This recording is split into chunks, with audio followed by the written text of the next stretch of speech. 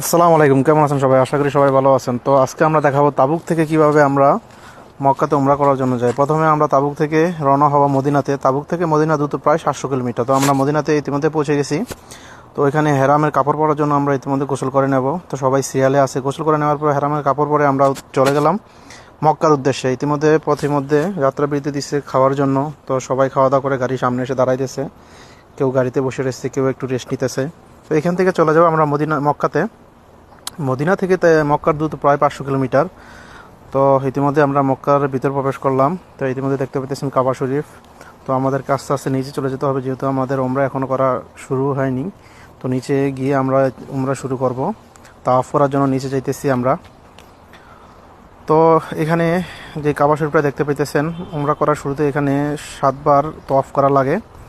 প্রতি তওয়াফে হজরে আসওয়াদ, যেটাকে জান্নাতি পাথর বলা হয়, ওইখানে থেকে শুরু করে ওইখানে আসলে একবার তওয়াফ করা হয়। এভাবে 7বার তওয়াফ করতে হয়। তো যদি কেউ পারে পাথরে চুমা দিতে তাহলে আলহামদুলিল্লাহ, আর যদি না পারে তাহলে ধাক্কাধাক্কি করার দরকার নেই, হাতে ইশারা দিলেই হয়।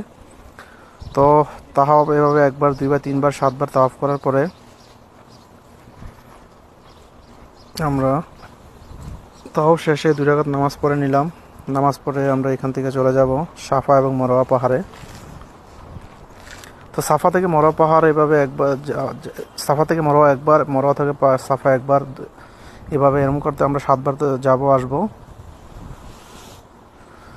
তো সাফা থেকে মারওয়া পাহাড় যাওয়ার সময় যে সবুজ একটা বাতি পড়ে, দেখবেন যে সবুজ বাতিটি, এই সবুজ বাতিটির কাছে আসলে আমাদেরকে অবশ্যই একটু দূরে দূরে জোড়াতে হয়। মহিলাদের ক্ষেত্রে অবশ্য এটা নিয়ম ভিন্ন, পুরুষদের ক্ষেত্রে আমাদের একটু দৌড়াতে হয়।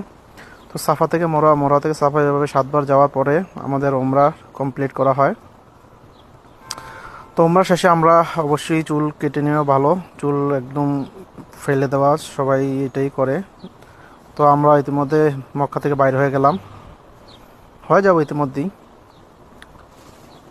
যেহেতু আমাদের উমরা প্রায় প্রায় শেষ।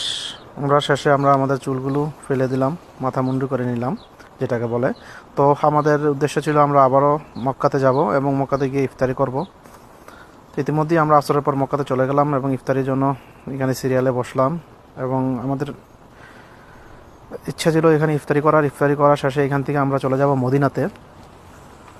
তো মদিনা যাওয়ার পথে ইতিমধ্যেই মদিনার কাছাকাছি গেলে আমরা মসজিদুল কুবা নামে একটি মসজিদ পাই, যেটা অনেক ঐতিহাসিক মসজিদ বলা হয়। আমাদের প্রিয় নবী হযরত মুহাম্মদ সাল্লাল্লাহু আলাইহি ওয়াসাল্লাম মদিনাতে আসলে প্রায় মসজিদুল কুবাতে নামাজ পড়তেন।